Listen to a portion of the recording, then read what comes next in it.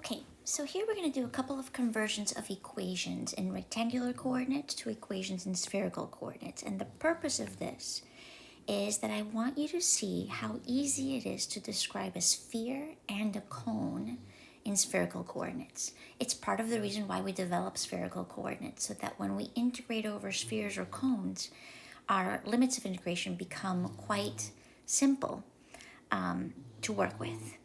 So let's start with our spherical coordinates of the sphere. So here we have a sphere equation in rectangular coordinates, x squared plus y squared plus z squared equals 16. And we want to write this in spherical coordinates.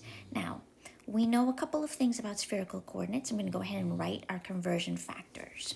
We know that x is rho sine phi, that's r, times cosine theta. Y is rho sine phi times sine theta. Z is rho cosine phi. And we also know that x squared plus y squared plus z squared is equal to rho squared. So there we go. That's what we're going to use. This is the nice one that's telling us why we're in spherical coordinates. So we can replace x squared plus y squared plus z squared with rho squared. So this is rho squared equals 16. We take the square root of both sides. We have rho is equal to 4. And we always have rho greater than or equal to 0. It's always expressed as a positive distance from the origin. So the equation of a sphere in spherical coordinates is rho equals 4. All right, now let's try to see what a spherical coordinate equation of a cone might look like. So here we have a rectangular equation of a cone. Z equals the square root of x squared plus y squared. And we're going to use the same conversions that we had above. So I'm going to replace z with rho cosine phi on the left. And on the right, I'm going to replace x squared and y squared, each with their corresponding spherical coordinate equations. So that's going to be for x, rho squared sine squared phi cosine squared theta. And for y squared, we have rho squared sine squared phi sine squared theta. So in the square root, we can factor out from both terms rho squared sine squared phi. So we have rho squared sine squared phi. And then we have cosine squared theta from our first term plus sine squared theta from our second. And we know the Pythagorean identity that this is going to just be equal to 1.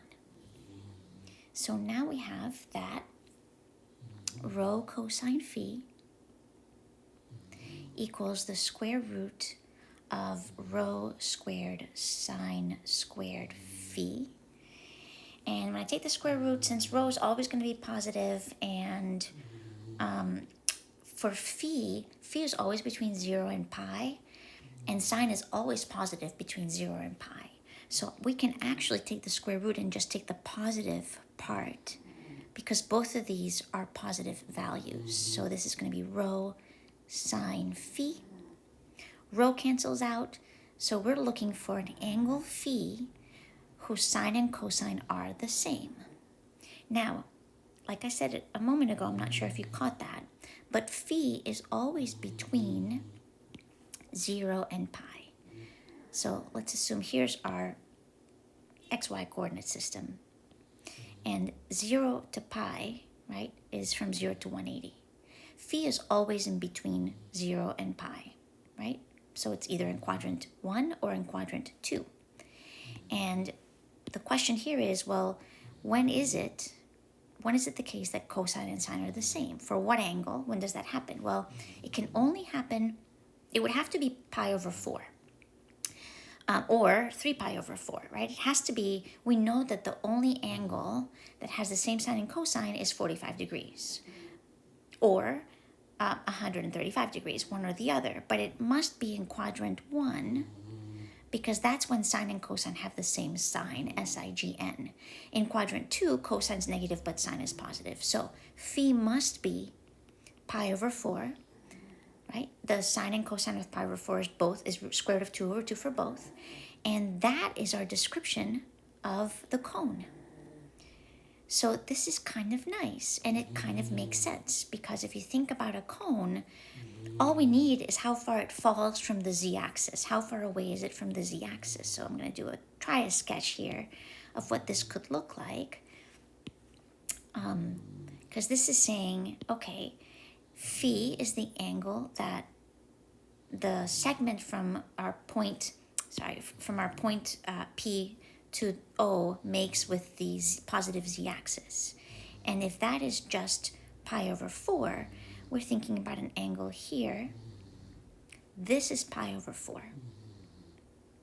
That's what we're thinking about. But rho can vary, right?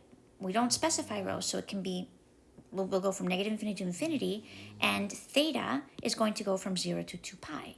So we're definitely going to have something that's going to look like the cone. As theta varies from 0 to 2 pi, we go all the way around, we get our cone, and of course rho can continue in either direction, positive. So rho will just continue going on this way, and we've got our cone.